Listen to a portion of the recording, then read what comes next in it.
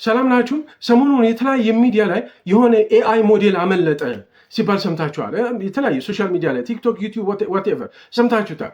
የኦፕን ኤአይ የሚባለው ኩባንያ ዴቨሎፕ እያደረገው የነበረ ቢልድ እያደረገው የነበረ አንድ ኤአይ ሞዴል ሳያልቅ ቴስት ተደርጎ ሳያልቅ በራሱ አመለጠ። ከላቦራቶሪ በራሱ አመለጠ።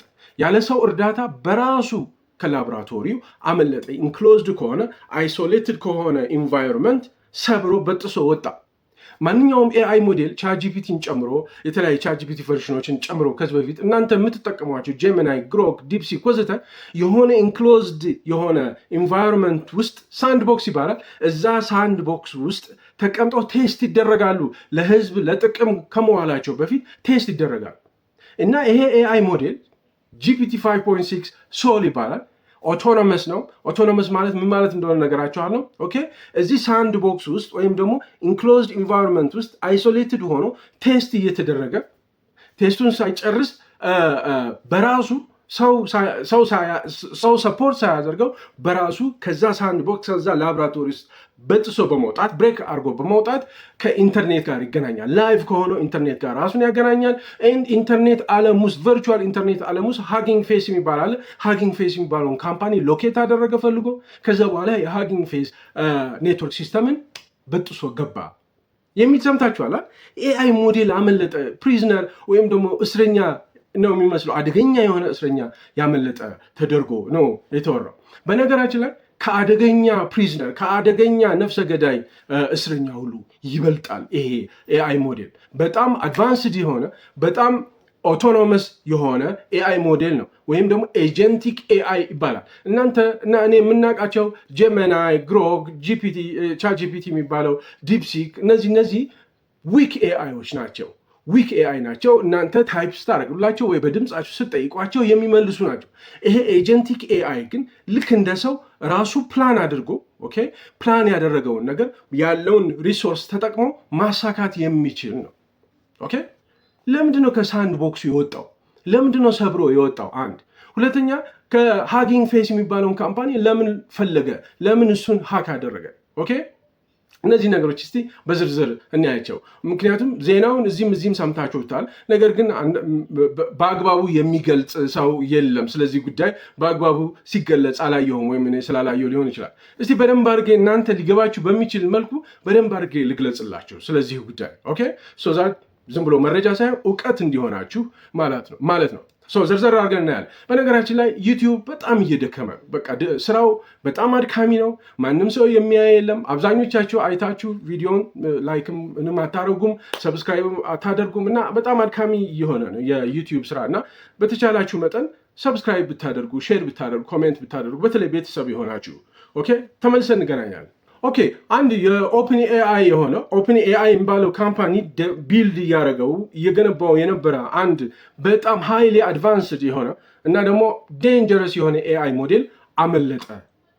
ከላቦራቶሪ ቴስት ከሚደረግበት ከላቦራቶሪ አመለጠ የሚል ዜና ነው የሰማችሁት። እና እሱን ዘርዘር አድርገን ለምን አናወራውም ብያችሁ ነው ተመልሰን የተገናኘ ነው። ከዛ በፊት ግን ኤአይ ሞዴል ማለት ምን ማለት ነው? ኦኬ፣ ኦቶኖመስ ኤአይ ማለት ምን ማለት ነው የሚለውን ዝም ብዬ ላንሳላችሁ። ኤአይ ሞዴል ማለት የሆነ ሰው ምናምን ሊመስል አይደለም። ኤአይ ሞዴል ማለት እነዚህ ቻት ጂፒቲ፣ ጀሚናይ፣ ግሮክ፣ ዲፕሲክ ወዘተ የምንላቸው አርቲፊሻል ኢንቴሊጀንስ ናቸው። እነሱ ናቸው ኤአይ ሞዴል የሚባሉት። ነገር ግን እነዚህ አሁን እኛ የምንጠቀማቸው ኤአይ ሞዴሎች ዊክ ኤአይ ይባላሉ። ደካሞች ናቸው። ኦኬ፣ ዊክ ኤአይ ማለት ምን ማለት ነው? እናንተ የሆነ ነገር ጽፋችሁ ስትጠይቁት ይመልስላችኋል። እንዴት ነው የሚመልስላችሁ? ምክንያቱም ዓለም ላይ ያሉ መጽሐፎችን በሙሉ አንብበዋል። ዓለም ላይ ያሉ ዌብሳይቶችን በሙሉ አንብበዋል። ብዙ እውቀት አለው። ስለዚህ ማሲቭ የሆነ ዳታ ላይ የሰለጠነ በመሆኑ ነው። ነገር ግን ስማርት አይደለም። ስማርት አይደለም ማለት እናንተ ካልጠየቃችሁት ፈጽሞ መልሶ አይመልስላችሁም። እነዚህ ዊክ ኤአይ ያልኳችሁ ጄሚናይ፣ ግሮክ፣ ዲፕሲክ ወዘተ ክላውድ የሚባሉት። ይሄኛው ግን አሁን አመለጠ የተባለው ግን እንደዚህ አይነት አይደለም። ኦኬ፣ ጂፒቲ 5.6 ሶል ይባላል። ኦኬ፣ በጣም ሃይሊ አድቫንስድ የሆነ ኤአይ ሞዴል ነው እና የኦቶኖመስ ነው። ኦቶኖመስ ኤአይ ሞዴል ነው። ኦቶኖመስ ማለት ምን ማለት? ኦቶኖመስ ራስ ገዝ ማለት በራሱ ማንኛውም ነገር መስራት የሚችል ማለት ነው። ያኛው ኤአይ ሞዴል ምንድነው? የስ ኢንፎርሜሽን ፕሮሰስ ያደርጋሉ፣ ፓተርን ሪኮግናይዝ ያደርጋሉ፣ ወዘተ ወዘተ። ግን በራሳቸው አይደለም የሚሰሩት፣ እናንተ ስጠይቋቸው። ይሄ ግን ኦቶኖመስ የሚባለው ይሄ GPT 5.6 ሶል የሚባለው እንደሱ አይነት ኦቶኖመስ ኤጀንቶች የሆነ ግብ ትሰጧቸዋላችሁ፣ የሆነ ፕላን ትሰጡታላችሁ አይደል? ለዛ ፕላን የሚያስፈልገውን ሪሶርስ ተጠቅሞ ያለ እናንተ እርዳታ ፕላን አድርጎ እንዲህ አድርጌ ከዛ እንዲህ ባድርግ ይሄ የተሰጠኝን ፕላን ማሳካት እችላለሁ ብሎ ማሰብ የሚችልና መፈጸም የሚችል ነው ኦቶኖመስ ኤአይ ሞዴል ማለት። ኦቶኖመስ ኤአይ ሞዴል ነው፣ ራስ ገዝ ኤአይ ሞዴል ነው፣ ዴንጀረስ የሆነ ኤአይ ሞዴል ነው። ኦኬ ሶ እንዴት ነው ኤአይ ስኬፕ አደረገ ሲባል እንዴት ነው አመለጠ ይሄ ሞዴል፣ ይሄ በጣም ስማርት የሆነ ኤአይ ሞዴል አመለጠ ሲባል መጀመሪያ አንደርስታንድ ማድረግ ያለብን እነዚህ ኤአይ ሞዴሎችን ቢልድ የሚያደርጉ እንደ ኦፕን ኤአይ እንደ ኤክስ ኤአይ እንደ ጉግል ወዘተ ሌሎችም እንደ ዲፕሲክ ኩባንያ ኤአይ ሞዴሎችን ሲያሰለጥኑ ቴስት ሲያደርጉ ለህዝብ ከመቅረቡ በፊት ለጥቅም ከመዋላቸው በፊት የሆነ ኢንክሎዝድ የሆነ ኢንቫይሮንመንት ውስጥ ቴስት ይደረጋሉ። ኦኬ ቴስት ይደረጋሉ። ኦኬ ሶ ቴስት ሲደረጉ ኢንክሎዝድ የሆነ ኢንቫይሮንመንት ውስጥ ነው።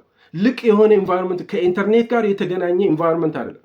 ልቅ የሆነ ሳይሆን ኢንክሎዝድ ነው። ይሄ ኢንክሎዝድ የሆነ ኢንቫይሮንመንት ሳንድ ቦክስ ይባላል። ሳንድ ቦክስ ለመረዳት አንድ ቀላል ምሳሌ ልንገራቸው። ፊሽ ቦል የሚባል ነገር አለ አይደል? እነዚህ ፈረንጅ እኛም ሀገር ሊኖር ይችላል። ፈረንጅ ሀገር በየቤቱ የሆነ ብርጭቆ አለ። እዛ ብርጭቆ ውስጥ አሳዎች አሉ፣ ትንንሽ ቀጫጭን አሳዎች አሉ። ኦኬ እና ፊሽ ቦሉ ለአሳዎቹ ዓለም ነው፣ በቃ የራሱ ዓለም ነው ማለት ነው። ፊሽ ቦሉ እዛ ውስጥ ምን ያህል ፈጣን እንዴት ነው የሚኖረው? በጣም ሜዝ ውስጥ እየፈጠነ ይኖራል ወይ? የተለያዩ ባህሪዎችን ልታጠኑ ትችላላችሁ። ግን እናንተ መኝታ ቤታችሁ የሆነች ቦክስ ውስጥ የሆነች ጠረጴዛ ላይ ፊሽ ቦሉ ብርጭቆን ውሃ ሞልታችሁ ታስቀምጡለታላችሁ። ውስጡ ኢንቫይሮንመንቱ የባህር ኢንቫይሮንመንት እንዲሆን ታደርጉለታላችሁ። ዘን እዛ ውስጥ ይኖራል ማለት ዘ ሆል ፖይንት ፊሽ ቦሉ አጠቃላይ ዓላማው ምን ማለት አይሶሌሽን ማለት እናንተ ቤት ውስጥ የሆነ ቦታ ላይ ቁጭ እንድልና ከእናንተ ቤት የተገነጠለ ዓለም ነው ያ ዓለም። አሳው እዛ ፊሽ ቦል ውስጥ እዛ ብርጭቆ ውስጥ የፈለገ ነገር ቢያደርግ ቢፈነጠር አክሮባት ቢሰራ እርስ በርሳቸው ቢቧቀሱ ምናምን አንዲት ውሃ ጠብ አትልም፣ አትወጣም። አሳም ዘሎ አይወጣም፣ ብርጭቆም አይሰበርም። ስለዚህ ቶታሊ ከአውትሳይድ ወርልድ ሙሉ ለሙሉ የተገነጠለ ነው ማለት። ሳንድ ቦክስ ማለት ልክ እንደዛ ልክ እንደ ፊሽ ቦል ማለት ነው። ኦኬ ስለዚህ ኤአይ ሞዴሎች ኤአይ ካምፓኒዎች እንደ ኦፕን ኤአይ የመሰሉት እንደ ኤክስ ኤአይ የኤለን መስክ እና ጉግል ሌሎችም የኤአይ ካምፓኒዎች በጣም ዴንጀረስ የሆኑ በተለይ አስቸጋሪና ኃይለኛ የሆኑ ኤአይ ሞዴሎችን ሲያሰለጥኑ ቴስት ሲያደርጉ ቢልድ ሲያደርጉ ኦኬ እንደዚህ ልክ እንደ ፊሽ ቦል ውስጥ ሳንድ ቦክስ ውስጥ አድርገው ነው ቴስት የሚያደርጓቸው። ድንገት አምልጧቸው የወጡ እንደሆነ የሚሰሩት ስራ በጣም አደገኛ ሊሆን ይችላል። ይሄ GPT 5.6 ሶል የተባለው ዴንጀረስ ነው የተባለው ኤአይ ሞዴል ገና ቴስት ተደርጎ አላለቅም። በይፋ ወደ ስራ የገባ አይደለም። ስራው ምንድን ነው መሰላችሁ? የኮምፒውተር ሴኪሪቲ ፍሎስ ዲቴክት ማድረግ የሚችል ኤአይ ሞዴል ነው። የሆነ ለምሳሌ አንድ ባንክ አለ እንበል። ያ ባንክ 32,000 ኮምፒውተሮች አሉት እንበል። ባንኩ አዋሳ የሆነ ቅርንጫፍ አለው፣ መቀሌ ቅርንጫፍ አለው፣ ጅማ ቅርንጫፍ አለው፣ አዲስ አበባ ቅርንጫፍ አለው። በኢትዮጵያ የተለያዩ ክልሎች ውስጥ ቅርንጫፎች አሉት። እነዚህ ቅርንጫፎች ላይ ያሉ ኮምፒውተሮች 40,000 ኮምፒውተሮች እርስ በርሳቸው የተገናኙ ናቸው። ስለዚህ በአእምሯችሁ ኢማጂን አድርጉ። እነዚህ 32,000 ወይም 100,000 ኮምፒውተሮች እርስ በርሳቸው የተገናኙበት ኔትወርክ የራሱ የሆነ ቨርቹዋል ዓለም ነው። እዚህ ቨርቹዋል ዓለም ውስጥ ቨልነራቢሊቲ ዊክ ፖይንት መፈለግ የሚችል ነው GPT 5.6 ሶል የሚባለው። ዊክ ፖይንት ማለት ምን ማለት ነው? ለምሳሌ እናንተ ግቢ አላቸው አይደለም? መኖሪያችሁ ግቢ አለ። እዛ ግቢ ውስጥ አንድ ሌባ ሊገባ ከፈለገ ምንድነው የሚያደርገው? መጀመሪያ ዝም ብሎ ከመዝለሉ በፊት ዙሪያውን ቀዳዳ ይፈልጋል፣ የደከመ ነገር ይፈልጋል። መታ አድርጎት ስብር ሲል ሉፕ ሆል ይፈልጋል፣ ዊክ ፖይንት ይፈልጋል ማለት ነው። GPT 5.6ም ልክ እንደዚህ ሉፕ ሆል የሚፈልግ ቨልነራቢሊቲ የሚፈልግ የሆነ ሴኪሪቲ ፍሎስ የሚፈልግ በጣም ስማርት የሆነ ኦቶኖመስ የሆነ ኤአይ ሞዴል ነው። እዚህ ሳንድ ቦክስ ውስጥ ቴስት እየተደረገ ነው። ይሄ ሳንድ ቦክስ ውስጥ ቴስት ሲደረግ እንግዲህ ከአውትሳይድ ወርልድ ጋር ምንም አይነት ግንኙነት እንዳይኖረው ተደርጎ ከላይቭ ከኢንተርኔት ኮኔክሽን ጋር እንዳይገናኝ ተደርጎ የተዘጋጀ ነው። ሰው እንዴት አድርጎ አመለጠ? ታዲያ ከአውትሳይድ ወርልድ ጋር ምንም አይነት ግንኙነት የሌለው ከሆነ እንዴት አድርጎ አመለጠ? በጣም የሚገርማችሁ ነገር ለራሱ ለስራው ኤአይ ሞዴሉ ቴስት ተሰጥቶት ነበረ። ያ ቴስት ምን እንደሆነ ነግራችኋለሁ። ያንን ቴስት ለመስራት እንዲያመቸው ሪሶርስ የተለያዩ ሪሶርሶች ሊቀርብለት ይገባል። እነዛ ሪሶርሶች ለማግኘት ማይክሮስኮፒክ የሆነች በጣም ቀጭን የሆነች ድልድይ ተሰጥቶት ነበር ከውጭው ዓለም ጋር እንዲገናኝ ማለት። የተለያዩ ሩቲን የሆኑ ፕሮግራሚንግ አፕዴቶችን ለማግኘት የተለያዩ የኮድ ላይብረሪዎችን ቼክ ለማድረግ ለምንድነው ቼክ የሚያደርገው? በጣም የሚያስደንቀው ፓርት እሱን እነግራቸዋለሁ። ትንሽዬ ቀዳዳ አግኝቶ ነበር። ትንሽዬ ቀዳዳ። ሌላ ምሳሌ ልንገራቸው። ለምሳሌ አንድ በጣም ሃይሊ ሴኪውርድ የሆነ በጣም ከፍተኛ ጥበቃ ላይ ያለ እስር ቤት ውሰዱ እና እዛ እስር ቤት ውስጥ ነፍሰ በላ ነፍሰ ገዳይ ፕሪዝነር ወይም እስረኛ አለ እንበል። ዙሪያውን በሾክ አጥር በምናምን የታጠረ ፈጽሞ ማምለጥ የማይቻልበት ፕሪዝን ነው እንበል፣ እስር ቤት። እዛ ፕሪዝን ውስጥ አንዲት ሴል ውስጥ አንዲት ትንሽዬ በምናምን የምትሆን ቦታ ውስጥ ያ ፕሪዝነር አለ፣ ያ ዴንጀረስ የሆነ ወንጀለኛ አለ። ያ ወንጀለኛ ከውጭው ዓለም ጋር ሙሉ ለሙሉ የተገነጠነ፣ ነገር ግን አንዲት ቀዳዳ ግን አለች። ያቺ ቀዳዳ ምንድናት? ምግብ የምታሳልፉባት፣ ስሊፕ የምታደርጉ ምግቡን የምትሰጡባት ትንሽዬ ቀዳዳ ማለት። ኤግዛክትሊ ይሄ ቻትጂፒቲ 4.6 ሶል የሚባለውም ያቺ ትንሽዬ ቀዳዳ አገኘች። ማይክሮስኮፒክ የሆነ ቀዳዳ። እሱም ለምንድን ነው? የተለያዩ ኮድ ላይብረሪዎችን የሚሰራውን ስራ ለመስራት ኮድ ላይብረሪዎችን ሪፈር ማድረግ ነበረበት። የሆኑ ሩቲን የሆኑ የፕሮግራሚንግ እንትኖችን ማግኘት ነበረበት። እሷን ለማግኘት ሲባል የተከፈተለት ነበረ። ያችን ተጠቅሞ ነው ያመለጠው። በዛች ቀዳዳ ነው ያመለጠው። ይሄ ቨልነራቢሊቲ፣ ይሄ ዊክ ፖይንት ዚሮ ዴይ ቨልነራቢሊቲ ይባላል። ኦኬ፣ አሁን አመለጠ። በዛች ቀዳዳ ዚሮ ዴይ ቨልነራቢሊቲ በሚባለው አመለጠ። ከዛ በኋላ ራሱን ከኢንተርኔት ጋር አገናኘ፣ ኮኔክት አደረገ። ከኦፕን ኢንተርኔት ጋር ራሱን ኮኔክት አደረገ። ከዛ በኋላ ምን አደረገ? ኢንተርኔቱ ውስጥ ሃጊንግ ፌስ የሚባለውን ካምፓኒ ሎኬት ለማድረግ ፈለገው ማለት ነው። ኦኬ፣ ሶ ኮኔክሽን አለ። ኮኔክሽኑ ኢንተርኔት ኮኔክሽን የፋይበር ኦፕቲክሱ ምኑ ኢማጂን አድርጎ ማለት የራሱ የሆነ ቀለበት መንገዶች አሉ። ለምንድን ነው ሃኪንግ ፌስን ሄዶ ሃክ ያደረገው? ለምንድን ነው? እሱን ለማወቅ መጀመሪያ ራሱ ይሄ ኤአይ ሞዴል ምንድን ነበረ ስራው? ምንድን ነበረ እንዲሰራ የተሰጠው ስራ ምንድን ነው?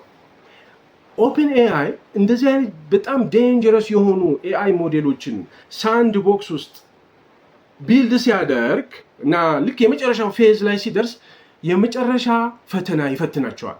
ለህዝብ ወይም ደግሞ ለተፈለገው ለጥቅም ከመዋሉ በፊት እዛው ሳንድ ቦክስ ውስጥ ሆኖ ፈተና ይፈተናል። የመጨረሻ ፋይናል ፈተና ይፈተናል። ይሄ ፈተና ኤክስፕሎይት ጂም ይባላል።